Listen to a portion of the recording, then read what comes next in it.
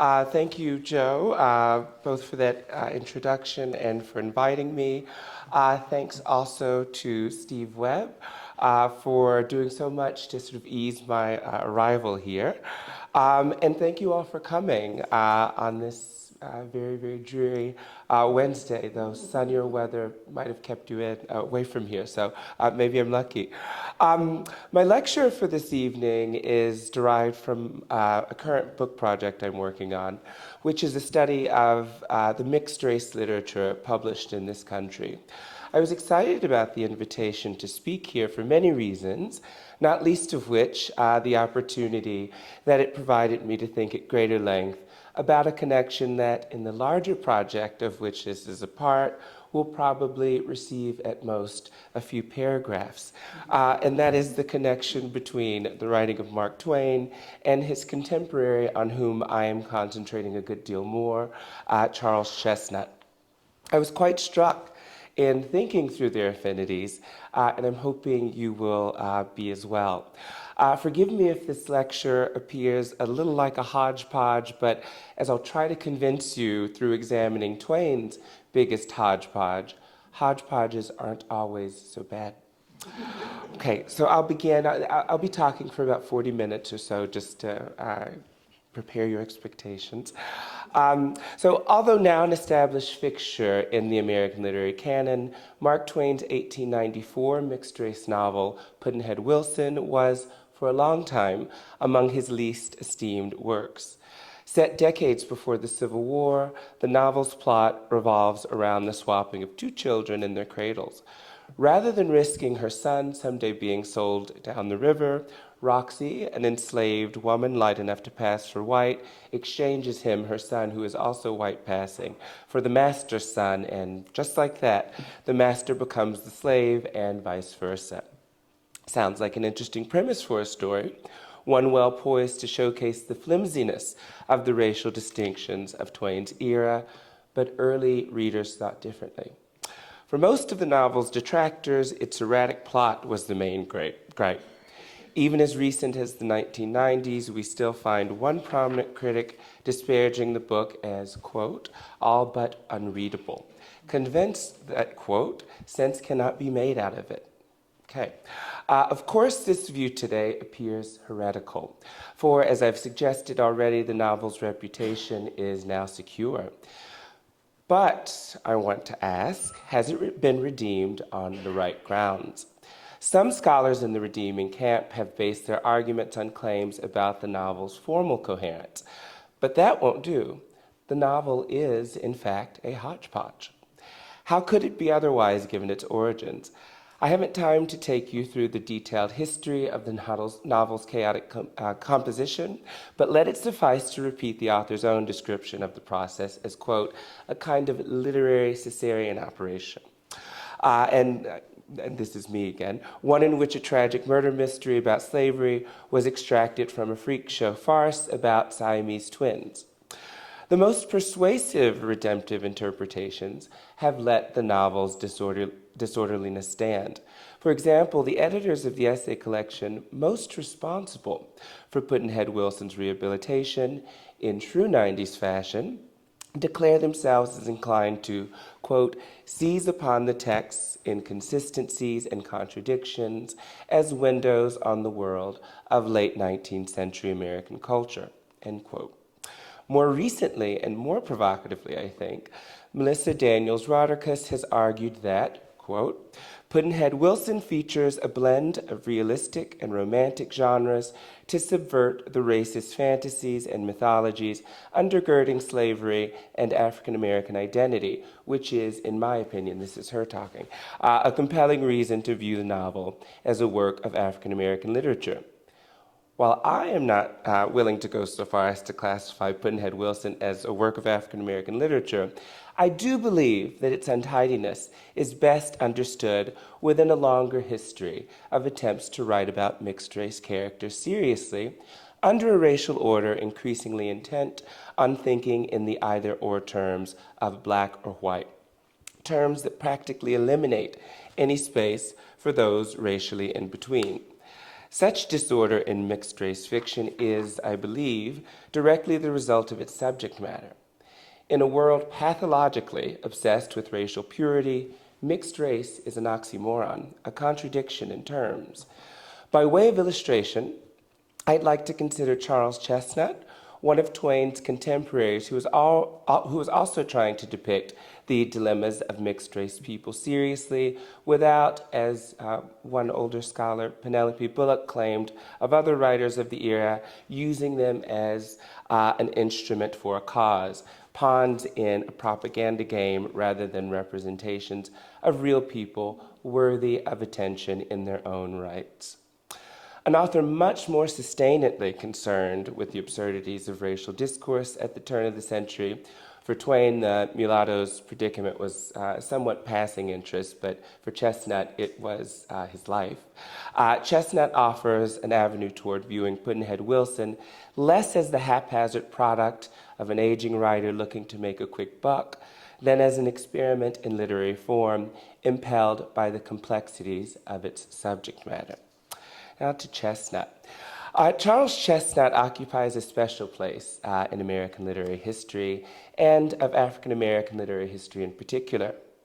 He is remembered as the first fiction writer of African descent taken seriously by the mainstream literary establishment, an achievement betokened by his unprecedented publication in the prestigious Atlantic Monthly, now simply The Atlantic, and by the support he enjoyed from the nation's foremost authority on literature, editor and novelist William Dean Howells. What has accentuated Chesnutt's achievement is his phenotype. Of mixed racial origins, Chesnutt was light-skinned enough to pass for white, but voluntarily identified as black, forfeiting all the material advantages that living as a white man would have afforded him.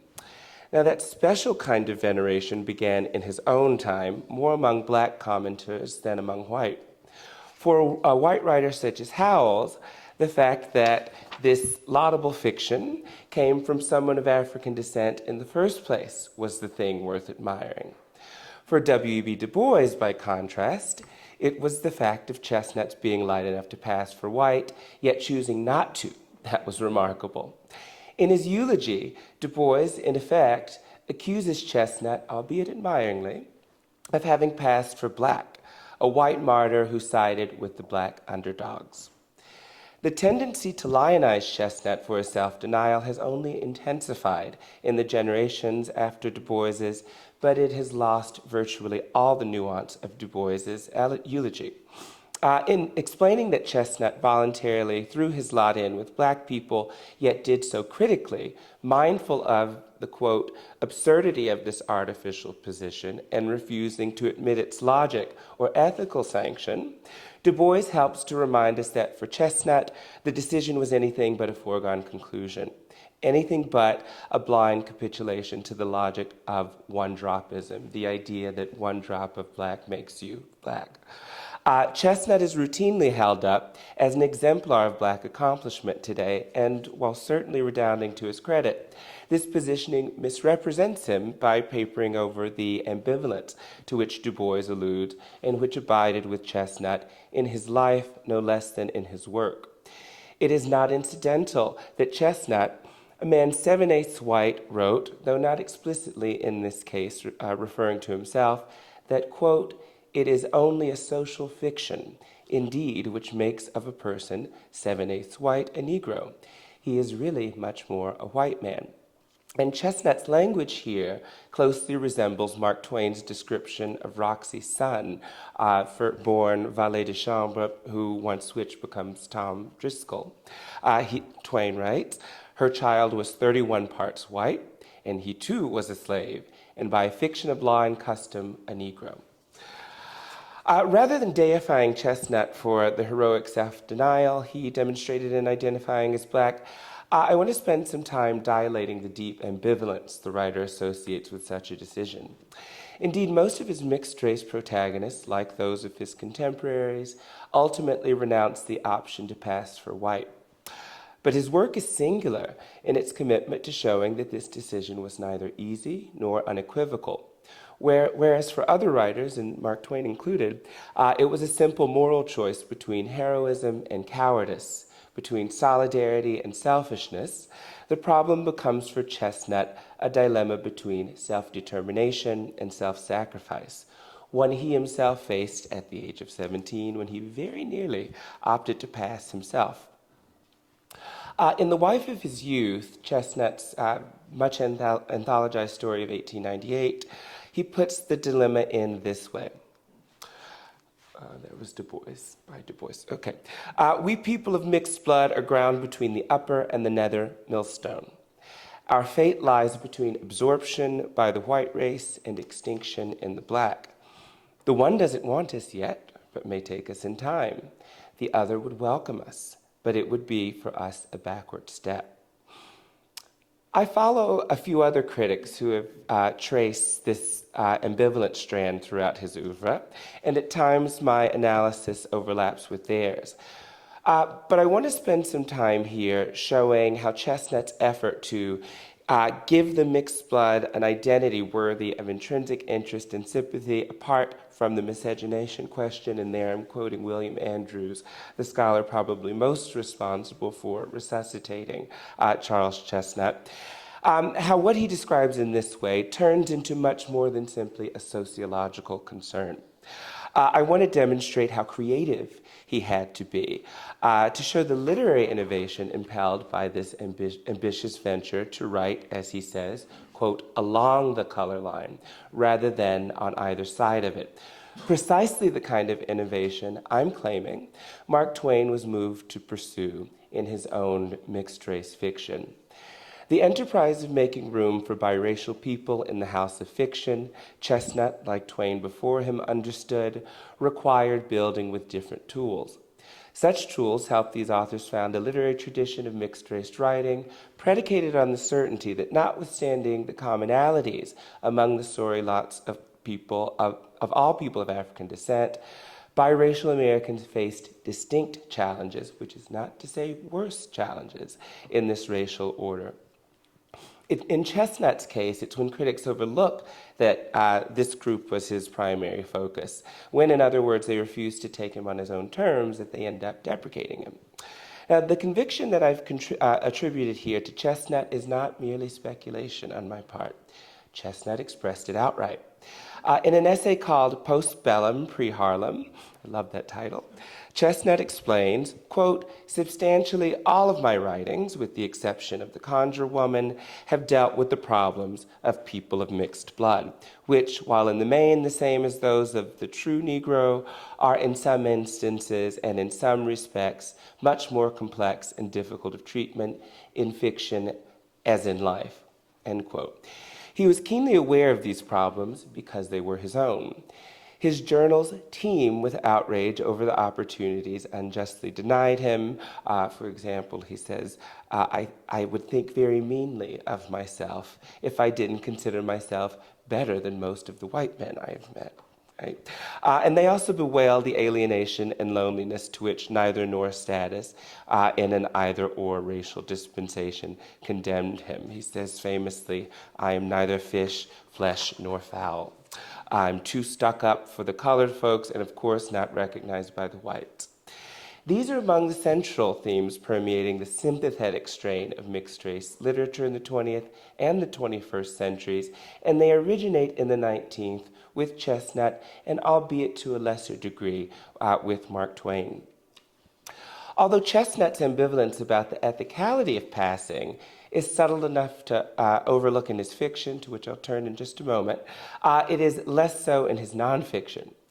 This position comes through most vividly in a series of essays he wrote for the Boston Evening Transcript in 1900, all on the subject of what he calls the future American, and each addressing a different aspect of racial integration. And that future American title puts me in mind of that Time cover, I think it was 2014, where they depict this racially ambiguous person as representing the future of America. I think Chesnutt was ahead of that.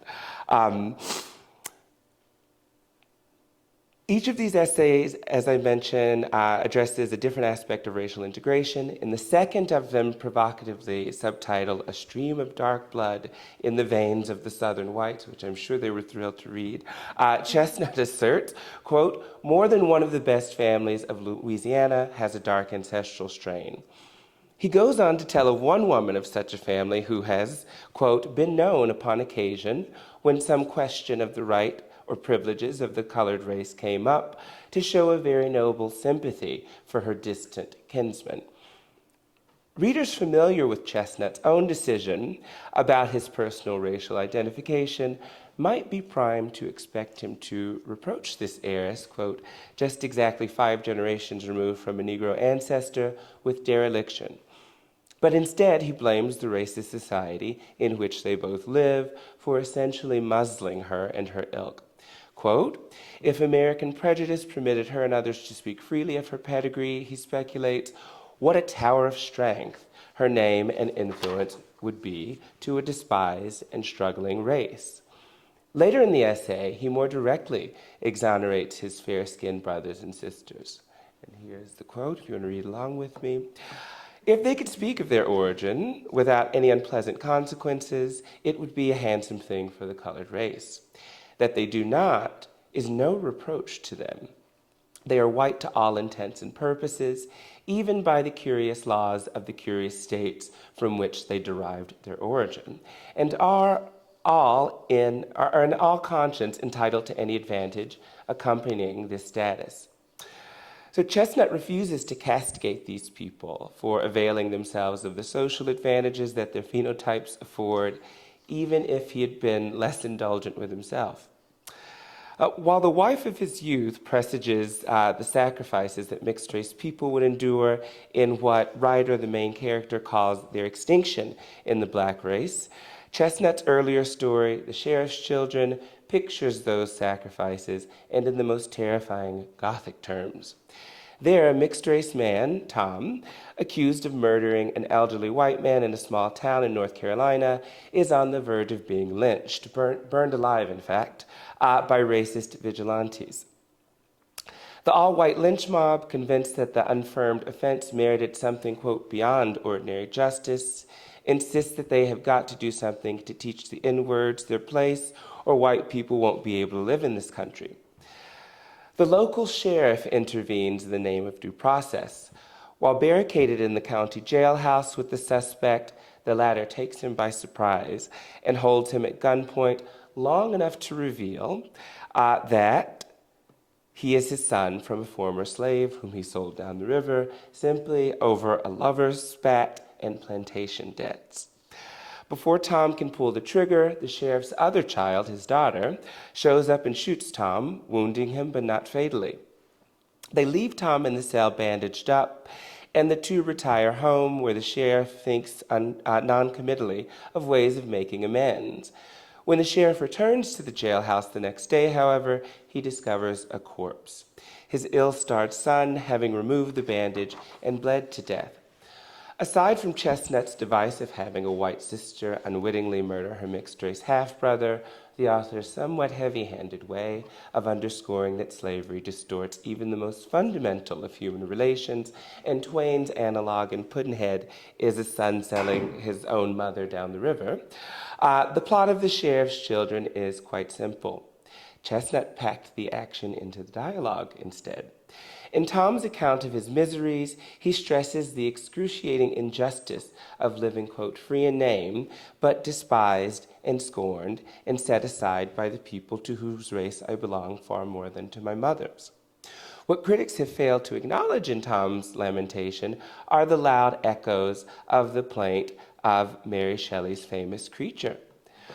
One critic describes the story as romantic, but it is in fact Chesnutt playing a canonical romance in a realist key. While I can find no record of Chesnutt having read Frankenstein, I would really be beyond surprised if this erudite author, who from childhood read so much that his grandmother, and these are his words, could have believed that he had been born with a book in his hand, hadn't encountered such a prominent English novel, and the parallels between it and his short story seem too striking to be accidental. Moreover, historian H.L. Malchow has demonstrated quite cogently that Shelley's novel lends itself readily to a racial reading, arguing that Shelley drew upon contemporary attitudes toward non-white, in particular on fears and hopes of the abolition of slavery in the West Indies. Quote, educated vicariously and surreptitiously, he develops a sense of the injustices heaped upon him and turns to vengeance. That is Malchow's description of Shelley's creature, but it could easily stand in unaltered for Chesnutt's aggrieved son, returned to avenge himself on his perfidious progenitor.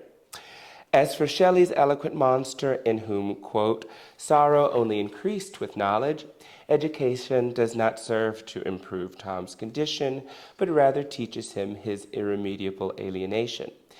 The comparison of Chesnutt's fiction to Shelley's becomes even more apt in light of Chesnutt's anecdote about his conversation with, quote, a gentleman who considered a mulatto an insult to nature, a kind of monster that he looked upon with infinite distaste, end quote. Mulattoes, like the lab creation of a modern Prometheus, are distinctly the products of modernity. Both of these authors, writing in epochs putatively marked by advances in equality, Mary Shelley and Charles Chesnutt mourn the corruption of this ideal by presenting modernity with the proof of its failures, the monsters for which it alone is responsible and yet refuses even to tolerate. What Chesnutt's narrator says of the sheriff is equally true of Victor Frankenstein. Quote, had he never sinned, this wayward spirit would never have come back from the vanished past to haunt him. Now, you may think it a stretch for me to connect Chesnutt's mixed-race Tom with Twain's, but I promise that they share more in common than simply their name. Remember that it was Twain's fascination with what he treated as a hodgepodge monstrosity, the Siamese twins whom he saw at an 1891 exhibit, that inspired his story in the first place. Examining the various contradictory elements that Twain witnessed becoming freakishly twinned in his time, and I'm quoting someone here whom I'll get to, the South and the North, racial crisis, and the rising national penchant for Confederate nostalgia, white and black, to name only a few of the twinned monstrosities, literary scholar Eric Sundquist is especially attuned to the presence of the monstrous in Twain's novel. According to Sundquist, quote, taking on the voice of corrupted legalism, that's my best Sundquist quote, right? That rules his tale of artificial identity, Twain himself stands in mocking yet deadly serious judgment over materials that refuse to cohere. Materials that, like the destructive constitutional decisions from which they undoubtedly in part borrowed their grim energy, were themselves a monstrous freak, a twin monster. I realize that's much easier to read than it is to hear, but I hope I get the gist. He's just talking about the monstrous incongruencies of Twain's era. But for all three writers, Mary Shelley, Twain, and Chesnutt, the contradictions of modernity are monstrously glaring. And all the mongrel monsters created in these fictions, interestingly, attempt to kill their creators, or in Tom's case, his creator's proxy, the uncle, Judge Driscoll, all warnings to the dominant class that they may well reap what they have sown. The main difference among them is this: Twain's mulatto succeeds. While Twain might have been willing to join Chesnutt in borrowing from the Gothic, he would have been far less keen to borrow from the other British tradition that Chesnutt riffs on. Chesnutt considered his debut novel, The House Behind the Cedars, which was published in 1900, an attempt at, quote, the novel of life and manners. One hears echoes of Jane Austen throughout the novel, such as a description of the protagonist as, quote, a young woman fighting for love and opportunity against the ranked forces of society, against immemorial tradition, against pride of family and of race, end quote. And it's worth recalling here that Twain so despised Austen that he famously lamented that she had been allowed to die a natural death. Okay. So he wasn't going to go there with Chesnutt. Chesnutt wasn't simply aping famous white writers in a bid for legitimacy.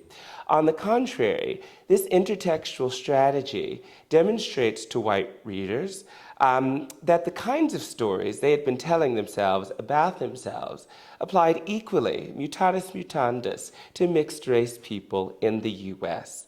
The effect is twofold. On the one hand, it serves to humanize mixed-race people, widely regarded, as Chesnutt notes, as an insult to nature, or as literary scholar J. Saunders Redding has it, and others have observed, a tool for propaganda.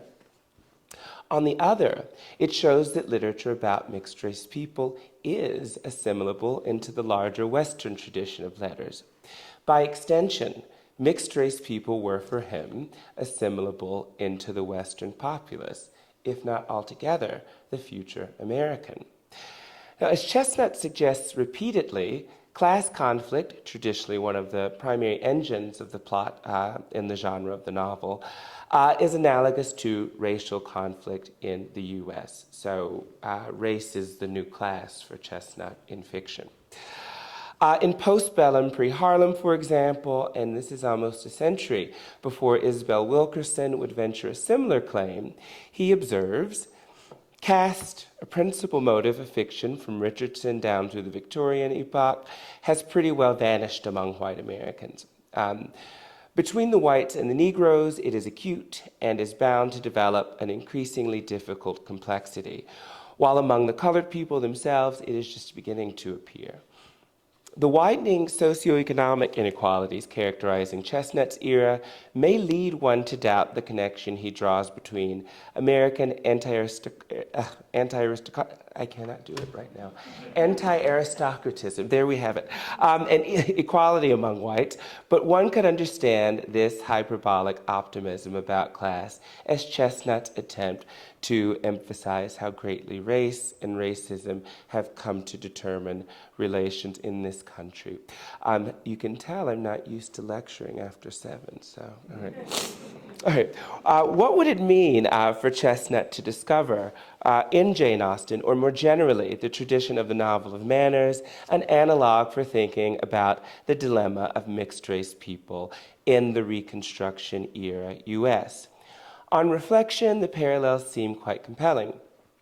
Just as England's Industrial Revolution and the prevailing discourse about the rights of man created unprecedented opportunities for groups congenitally excluded in earlier times from the corridors of power, emancipation and the many constitutional amendments accompanying it cleared the way, or at least seemed to, for a race formerly oppressed by the very law itself to improve its social standing. Both created the conditions for new people. Chesnutt's pun in Cedars, which his character John Warwick uses ostensibly in the snobbish sense of newly made or nouveau riche, but which, given that he and his sister are passing for white, also carries a racial undertone, i.e. a race, a new race of people. New people, by the by, is Danzy Senna's title. I don't know if you know the contemporary writer Danzy Senna. It's her title for her book, New People. I'm pretty convinced that Danzy Senna, who also writes about mixed-race people, took that from Charles Chesnutt, just in case it comes up in Jeopardy. There you have it. All right. Moreover, Chesnutt's adaptation of an Austen-style novel for rendering the lives of his new people signals his sympathy for their predicament. We have every reason to believe that his color line crossing, quote, young woman fighting for love and opportunity against the ranked forces of society, garners his sympathy no less than class crossing Elizabeth Bennet garnered her creators. Excuse me. Interestingly, though, the brother in his novel turns out to be more Lizzie than the sister does, but I'm getting ahead of myself. The House Behind the Cedars, set sometime in the late 1860s after the Civil War, is, as I've indicated, Chesnutt's retrospective dramatization of race replacing class as the new criterion for social exclusion in American life. Part of his strategy for highlighting the links between the two kinds of social struggles involves stressing the feudal qualities of Southern life, not least through his many allusions to the South's obsession with Sir Walter Scott. All you readers of Twain will recognize this strategy for sure. According to his narrator, quote, "The South before the war was essentially feudal." And Scott's novels of chivalry appealed forcefully to the feudal heart. Pudd'nhead Wilson registers this feudalism, parodying the first families of old Virginia who saw themselves as, quote, a nobility, and as late as the 1850s are engaging in duels, real duels. Chesnutt depicts similar nostalgia-driven anachronism in the 1860s with the white men of his fictitious Clarence, South Carolina, holding a tournament where they literally joust. And by literally, I mean they string rings through their weapons, vying for the favor of the Queen of Love and Beauty, which is the title of Chesnutt's 6th chapter, and the title bestowed upon his passing Rena after her champion and soon wooer triumphs, whitest among the tournament's white knights. Yes, I am referring to the Ku Klux Klan, for the fictitious Clarence Social Club in Chesnutt's novel, which is the society putting on this tournament, is but a thinly veiled reference to the Tennessee Social Club, the organization that would become the KKK. So while feudalizing his fallen Southern aristocrats provides Chesnutt's readers the opportunity for a good laugh at their folly, it also alludes, as Twain's novel does, to the barbary at the heart of their efforts to resist a modernity that jeopardized their dominance. Chesnutt is no ordinary novel of manners, the violence of its racial caste system rupturing its veneer of Southern charm and placidity. Its very title hoodwinks readers. How enchanting an image a house behind the cedars seems, until we learn that, quote, it might well have seemed a fit place to hide some guilty or disgraceful secret. Now, this reminds us of Twain's mocking opening of Pudd'nhead Wilson,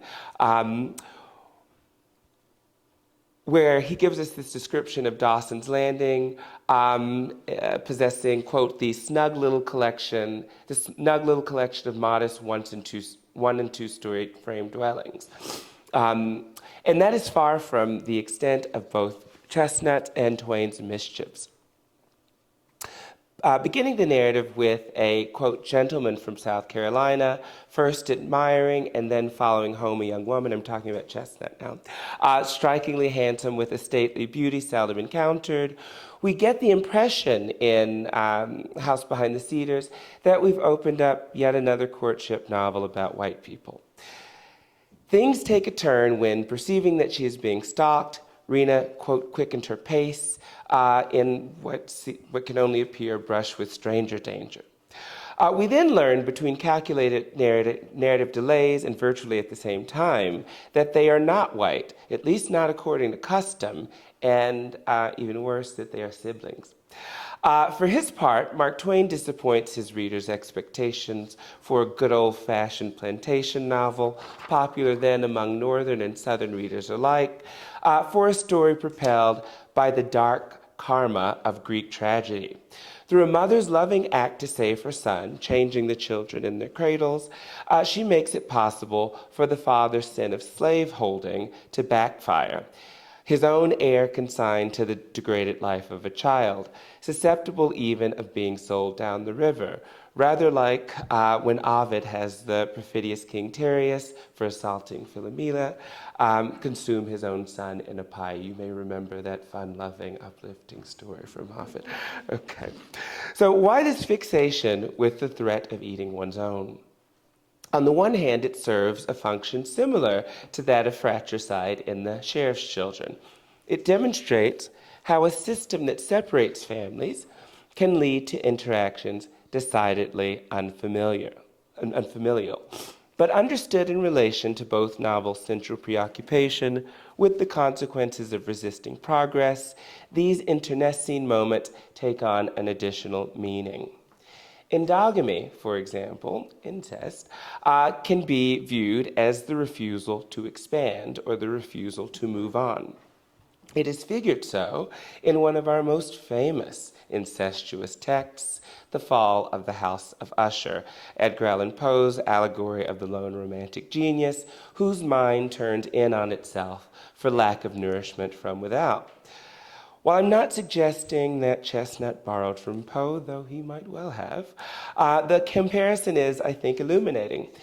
The family in Poe's story has kept to the house for so long that they are completely identified with it, indistinguishable from it. Its name, quote, seeming to include in the minds of the peasantry who used it both the family and the family mansion. The House of Usher's lack of, quote, collateral issue, its failure to expand, its failure to progress, has innervated both them and it, and both the Usher siblings, like the edifice, ultimately collapse, literally falling in on each other. Stubborn attachment to the past destroys a house and family. The sins of the fathers shall be visited upon the children. But wait, that line is Chesnutt's, not Poe's. It is suggested and accentuated by the incest motif that we see, right? We begin the story with the brother accidentally ogling his sister because he doesn't know it's his sister. The incest motif, that the fall of the house behind the cedars is just as imputable to such familial attachment, only these attachments are sentimental rather than aristocratic. The architecturally styled prophecy of Chesnutt's novels, White Liberal Sage, Judge Straight, aptly named, early in the novel foreshadows this fall. Reflecting on his protege's return to Patesville, the judge asseverates, quote, my young friend John has builded, whether wisely or not, very well, but he has come back into the old life and carried away part of it, and I fear that this addition will weaken the structure, end quote. But while John Warwick may suffer some property damage, it is only superficial, for he ultimately returns to his comfortable white life. Now, unlike other critics, I do not attribute the difference between the siblings' outcomes solely or even mostly to their differing genders. It is true that Chesnutt does have Rena utter the defeatist piety that, quote, a man may make a new place for himself. A woman is born and bound to hers. But we must bear in mind that these words come from her lips, not the narrator's, and that there is nothing in the novel to move us to count wisdom among Rena's gifts. Besides, it wasn't as if Chesnutt could not imagine women of mixed racial backgrounds seizing the advantages of whiteness. He actually knew some in real life. The fair Louisianan heiress with the, quote, dark ancestral strain, whom I mentioned above, for instance. Now, while I do not think their disparate fates can be attributed predominantly to their disparate genders, intuitive as this intersectionalist reading may feel to us, I am convinced that they are conveyed via gendered literary conventions. Through generic contests, Chesnutt stages between sentimentalism and realism, a staging that would be adopted by other Southern writers, critical of the region's obdurate nostalgia, Twain, of course, but also Ellen Glasgow and William Faulkner. I almost forgot Faulkner's first name for a second.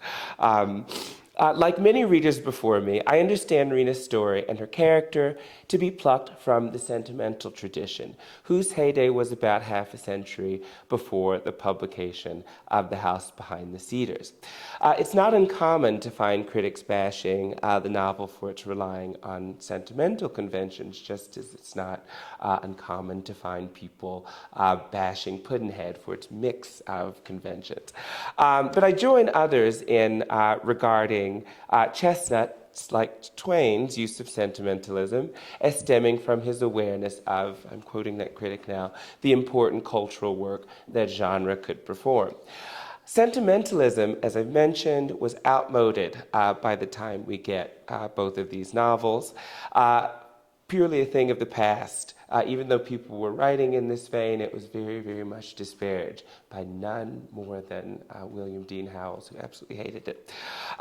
Fittingly then, sentimentality, like incest, is figured as a dangerous refusal to relinquish the past.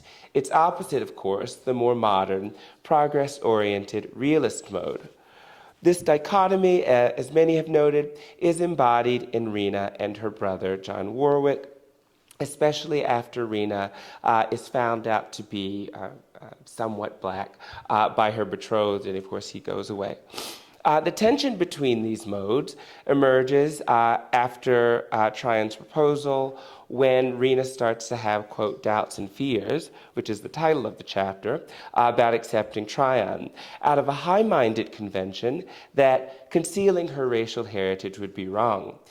The issue is squashed temporarily when, in realist fashion, her brother, like, as we'll see, Chesnutt himself, fights sentimentality with sentimentality, appealing to her love for her infant nephew.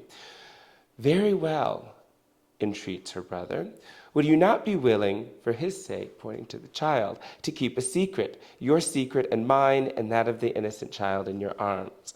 You don't get more sentimental than that. This seems to settle the matter until Rena succumbs to the very superstitiousness that Chesnutt so deplored in Southern black people. Beset by dreams of her mother languishing with illness, she is all the more susceptible to panic on receiving a letter from home saying her mother, Molly, is unwell. She goes back, and this move, we readers of the novel know, is the beginning of the end. Although several scholars have insisted that it is Rena's gender that kills her, that, in other words, Chesnutt kills her off to show that mixed-race women had it harder than their male counterparts, I see it otherwise, as I've already intimated.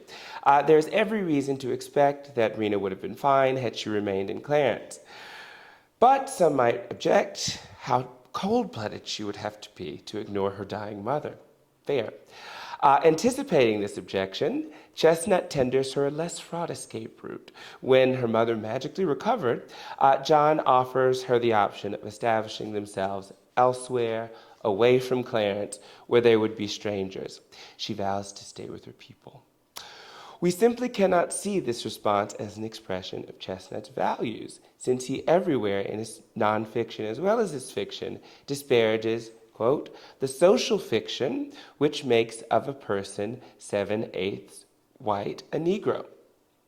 On this view, black people are no more hers than white people, and perhaps even less so. Rena's decision to return to Patesville is cast as the result of sentimental naivete. Her decision to remain there savors of that same disposition. Realist to the core, her brother, John Warwick, tells his sister as much.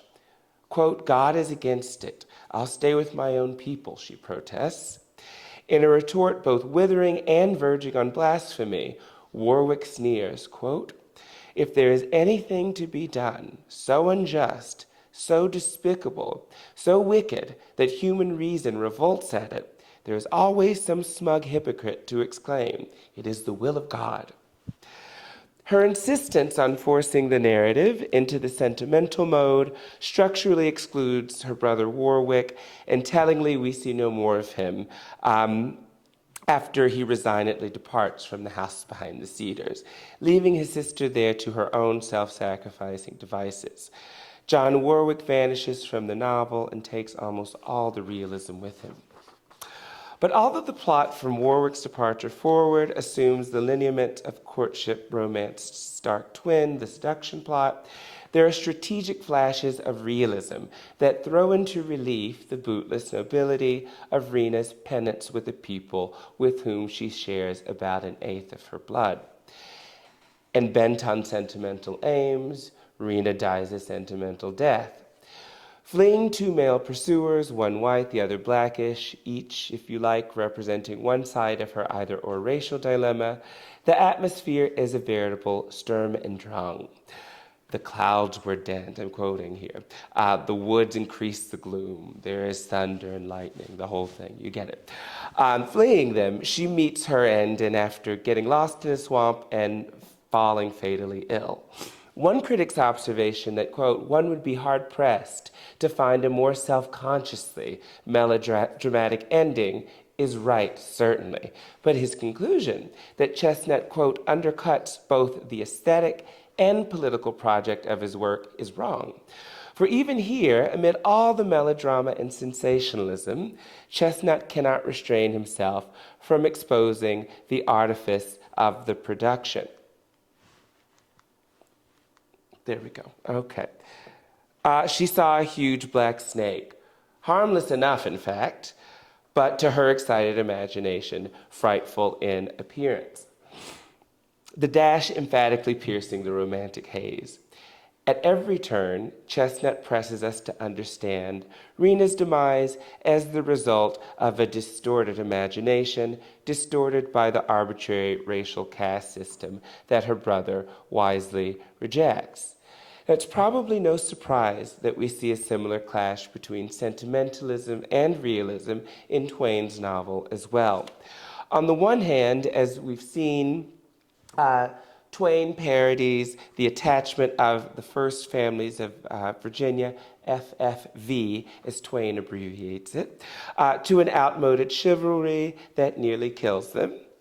But even more in line with Chesnutt, he demonstrates how sentimental attachment to self-sabotaging Southern ideas of race keeps Roxy and her son Tom complicit in their own degradation, convinced as they are of the superiority of whiteness to blackness.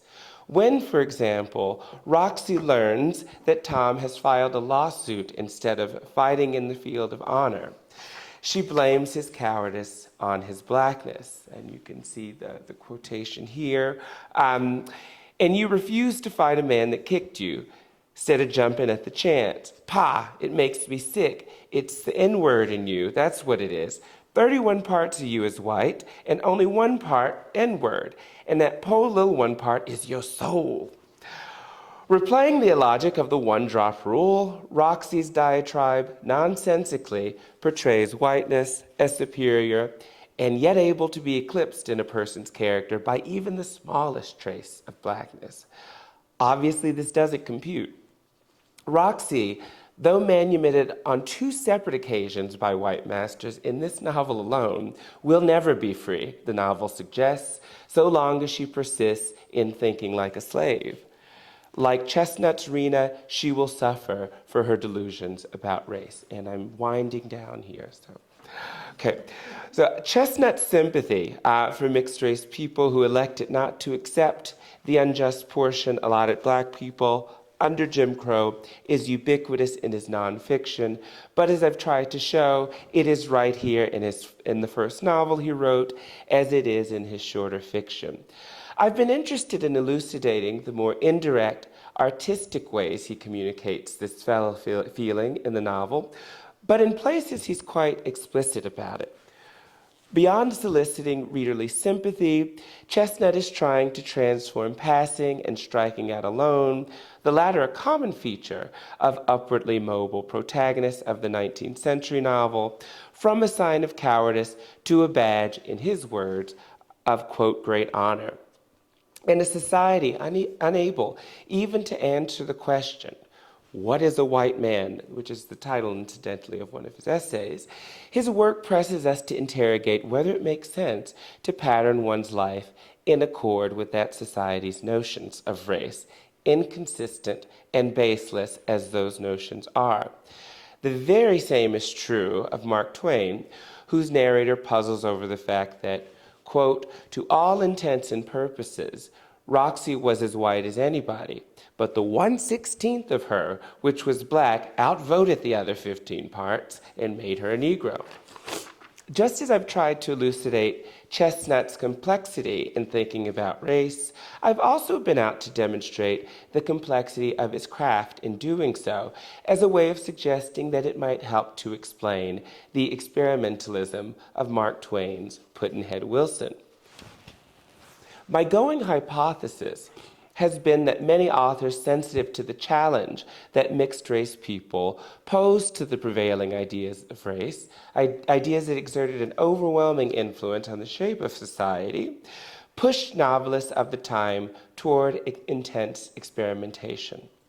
Scholars have long been aware that Twain's novel is extraordinarily multifarious, and I've tried to show how Chesnutt's fiction is as well, combining realism, sentimentalism, romance, and other literary traditions to narrate its tale about mixed-race people. But why stop at Chesnutt? Just look later to the 20th century, to 20th century writers focused on the dilemma of mixed-race people in the U.S. Merely 12 years after Chesnutt's House Behind the Cedars, we have James Weldon Johnson's Autobiography of an Ex-Colored Man, a genre-bending novel that masquerades as an autobiography and indeed was widely mistaken for one when it first appeared, and that just delighted Johnson. Think also of Jean Toomer's generically unclassifiable classic Cain, an experimental text comprising, as one critic has anatomized it, quote, 13 prose sketches, 15 occasional lyrics interspersed among them, and a closet drama. It is a text whose unclassifiability mirrors the unclassifiability of mixed-race people in Jim Crow America. And then we have Nella Larsen's Passing, which, as one critic has argued famously, could be understood as a story that mirrors the illicit act that gives it its title. It could be read as a story of sexual passing that passes for one of racial passing. I'm not claiming that any of these later authors writing about mixed-race people were directly influenced by their first predecessors, PUDD'NHEAD WILSON. But I am persuaded that this history of hoodwinking, defying classification, and literary mongrellism can help make sense of what Mark Twain was up to in his novel. Poet and critic T.S. Eliot has taught us that tradition is something that not only looks forward to the way that successors follow from predecessors, it also looks backward to the way that successors illuminate their predecessors. Looking backward from the more mature works in the tradition of mixed-race writing in the U.S. helps us to see Twain's long misunderstood novel for what it was, a first step in an effort to write sympathetically about one of the most misunderstood groups in the era of Jim Crow, people who straddled the poles of an illogical racial system and as a result risked being erased by it. Thank you.